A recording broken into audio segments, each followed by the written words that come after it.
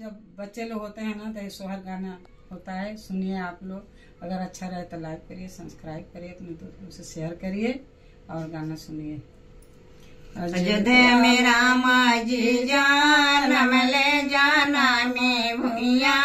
लौट जाना में भुइया लौट सुहो ललना रावण घरवा भैल बेसा मादाया अयोध्या राम जानम ले अयोध्या राम जानम ले हो ललना रावण घरवा भैल बेसा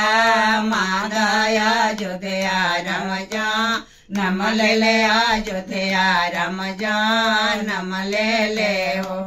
पैसी जगरेली माधुर रानी उठा राजा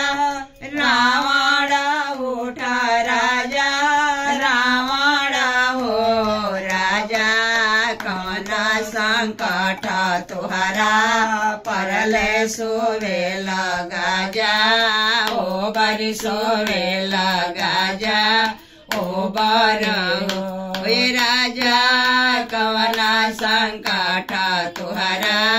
परले सोवे लगा जा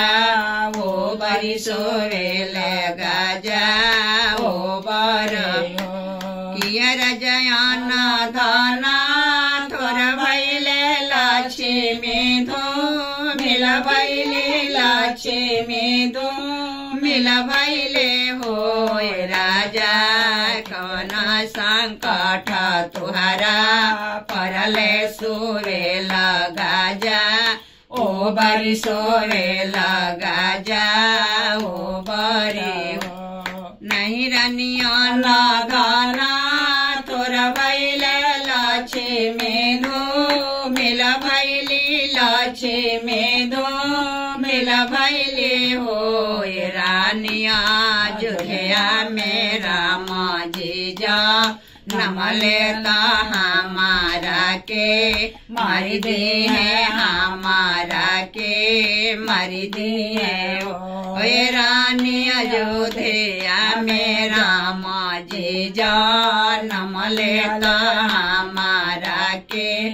मारी दे है हमारा के मारी दे है हो तुहरा तय काला का बेटा सावा हो लाखा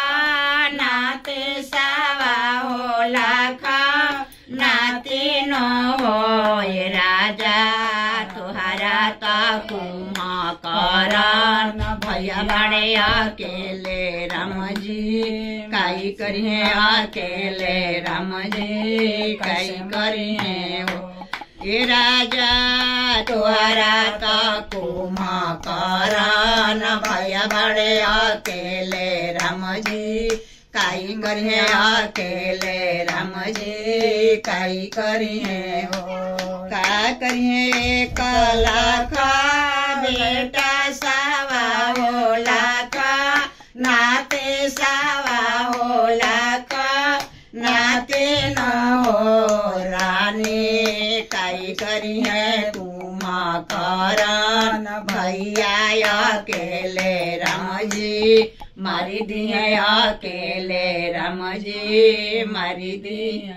ए रानी काई करी है कुमा करान भैया अकेले राम जी मारी दिए अकेले राम जी मारी दिए हो